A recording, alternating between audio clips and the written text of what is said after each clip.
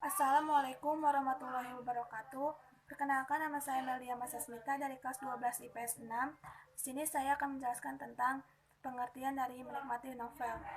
Jadi, novel itu adalah karya prosa fiksi yang panjang mengandung rangkaian cerita kehidupan seseorang dengan orang-orang di sekelilingnya, dengan menonjolkan watak dan sifat setiap pelaku. Sekian dari saya. Terima kasih. Assalamualaikum warahmatullahi wabarakatuh.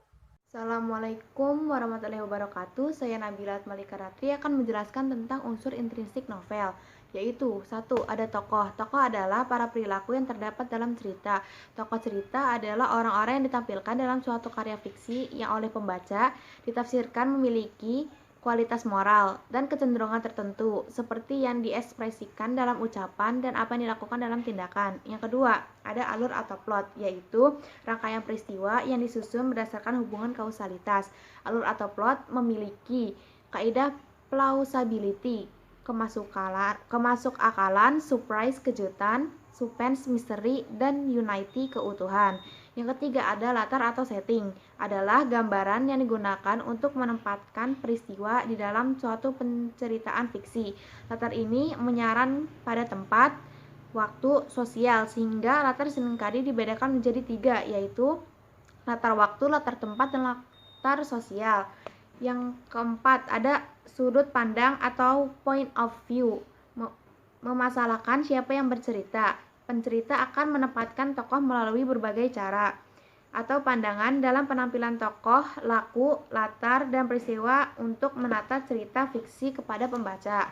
Yang terakhir ada tema. Tema merupakan pokok pikiran atau dasar sebuah cerita yang memiliki kaitan dengan makna kehidupan. Pada umumnya pengarang menawarkan kepada pembaca tentang makna kehidupan, mengajak pembaca untuk melihat, merasakan, dan menghayati makna kehidupan tersebut dengan cara memandang permasalahan itu sebagai ia memandangnya. Sekian, terima kasih. Assalamualaikum warahmatullahi wabarakatuh. Perkenalkan, nama saya Muhammad Ilham dari kelas 12 IPS 6. Di sini saya akan menjelaskan contoh menikmati novel. Yang pertama, menafsir pandangan pengarang terhadap kehidupan dalam novel. 1. Menangkap maksud pengarang terhadap kehidupan dalam novel, menerangkan maksud pengarang terhadap kehidupan dalam novel. Yang kedua, menganalisis isi dan kebahasaan novel. Menganalisis isi novel berdasarkan unsur intrinsiknya dan menganalisis unsur kebahasaan novel. Yang ketiga, menyajikan hasil interpretasi pandangan pengarang. Menemukan pandangan pengarang dalam novel, menyajikan hasil interpretasi pandangan pengarang. Yang keempat, merancang novel dengan memperhatikan isi dan kebahasaan. Merancang novel dengan memperhatikan isi. Dan terakhir, merancang novel dengan memperhatikan kebahasaan. Sekian. Assalamualaikum warahmatullahi wabarakatuh.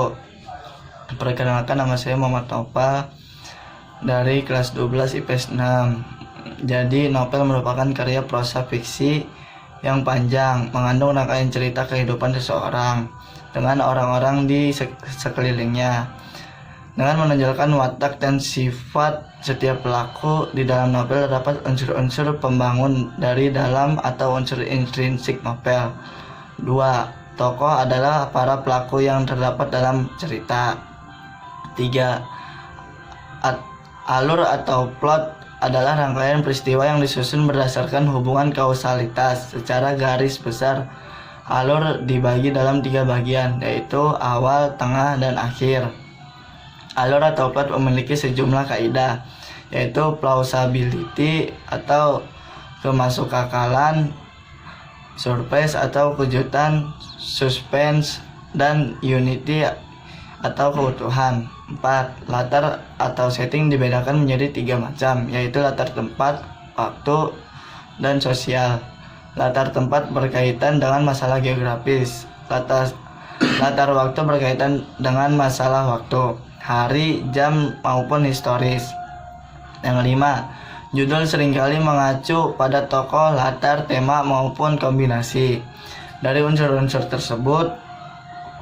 Yang keenam, sudut pandang atau point of view, memasalahkan siapa yang bercerita. Sudut pandang dibedakan menjadi sudut pandang orang pertama dan orang ketiga.